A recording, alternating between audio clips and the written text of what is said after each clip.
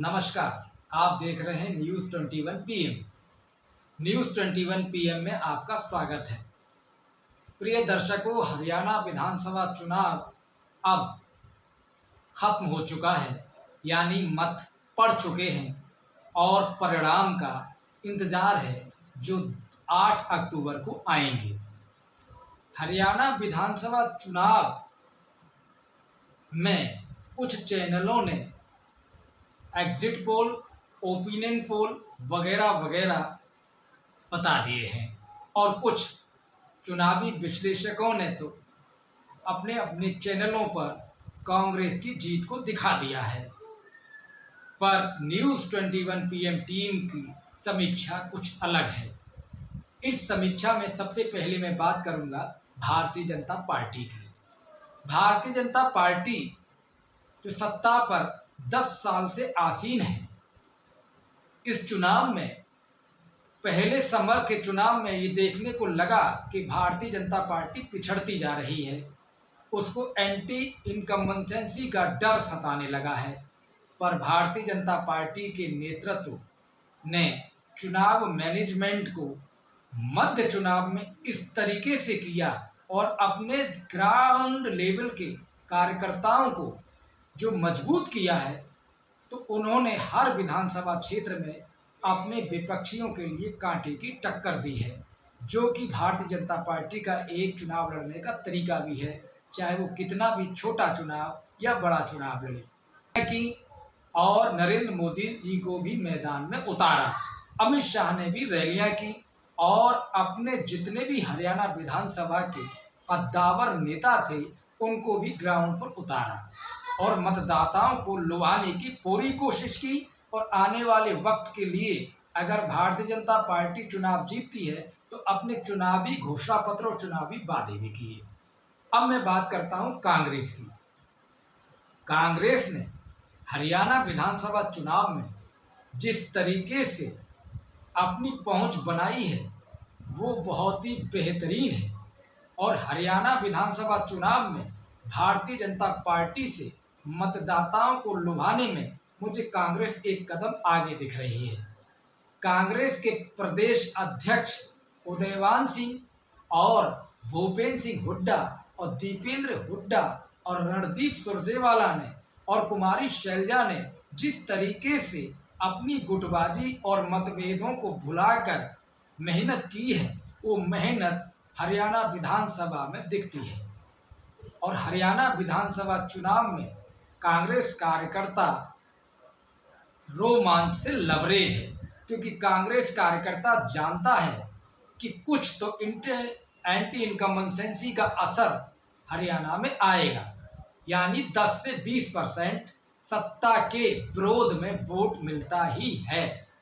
इसको अपने दिमाग में रखकर कांग्रेस कार्यकर्ता, कांग्रेस का नेता और कांग्रेस का प्रत्याशी चुनाव लड़ चुका है, यानी चुनाव के समर में कूदकर मतदाताओं को लुभाने का काम कर चुका है, क्योंकि आज मत का पड़ने का टाइम खत्म हो चुका है। दोस्तों, इन्हीं के बीच में हर चैनल ने, हर न्यूज़ समीक्षक ने, हर ओपिनियन पोल देने वाले ने एक तीसरी शक्ति के बारे में जिक्र नहीं किया, जो कि तीसरा मोर्चा अभी मेरे द्वारा कहा जाए तो अत्युत शक्ति नहीं होगी, क्योंकि हरियाणा विधानसभा में तीसरा मोर्चा है चंद्रशेखर आज़ाद, आज़ाद समाज पार्टी और जेजेपी दुष्यंत चौटाला की पार्टी। हरियाणा में जहां हरियाणा जाट बेल्ट है वहां दुष्यंत चौटाला का प्रभाव है और उस जाट बेल्ट में चंद्रशेखर आज़ाद, आज़ाद समाज पार्टी के राष्ट्रीय अध्यक्ष का अपने दलित वोटों में प्रभाव चल गया, तो दलित और जाट मतदाताओं का एकीकरण हो गया, तो ये गठबंधन कुछ इस चुनाव में गुल खिला सकता है, यानी भारतीय जनता पार्टी और कांग्रेस दोनों का गणित बिगाड़ सकता है।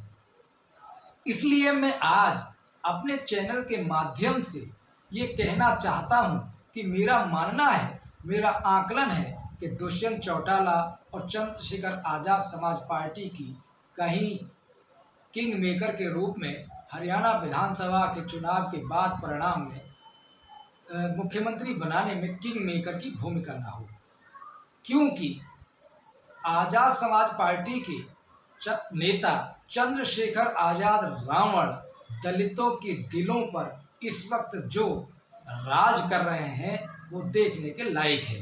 यानी वो दलित समाज के आइकन बन चुके हैं। जिस तरीके से यूथ उनकी जनसभाओं में और उनकी यात्राओं में चलता है तो देखने से पता चलता है कि उत्तर प्रदेश और हरियाणा, राजस्थान, मध्य प्रदेश और छत्तीसगढ़ में सांसद बनने के बाद चंद्रशेखर आज़ाद ने अपनी आज़ाद समाज पार्टी का प्रभाव बढ़ाया है।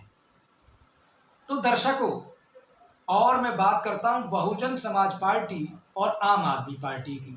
बहुजन समाज पार्टी ने भी हरियाणा विधानसभा 2024 में अपनी उपस्थिति अपने प्रत्याशी खड़े करके दर्ज कराई है, पर हरियाणा विधानसभा में बहुजन समाज पार्टी कितनी उपस्थिति दर्ज करा पाएगी ये तो परिणाम 8 अक्टूबर को ही पता चलेगा। आम आदमी पार्टी के नेता अरविंद केजरीवाल ने भी अपनी उपस्थिति हरियाणा विधानसभा चुनाव में कराई है और वो कहते हैं कि अगर मैं पहले जेल से आ जाता तो बात कुछ और होती, पर मैं अरविंद केजरीवाल जी से ये कहना चाहता हूँ कि गुजरात का चुनाव और अन्य चुनाव आपके बाहर रहते हुए हैं।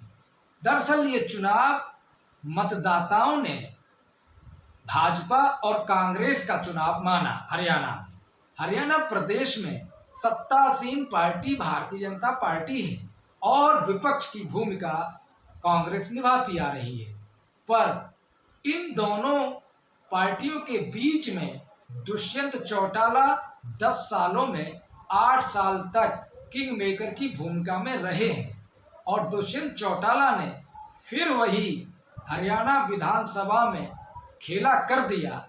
तो हरियाणा में मुख्यमंत्री की भूमिका बनाने में चंद्रशेखर आज़ाद और दुष्यंत चौटाला की बहुत बड़ी भूमिका रहेगी। ये आपको ये मेरी समीक्षा कैसी लगी, जरा लाइक करके कमेंट करके बताएं और चैनल को सब्सक्राइब करें। और अगले वीडियो में आपसे फिर मुलाकात होगी हरियाणा विधानसभा चुनाव को लेकर। धन्यवाद।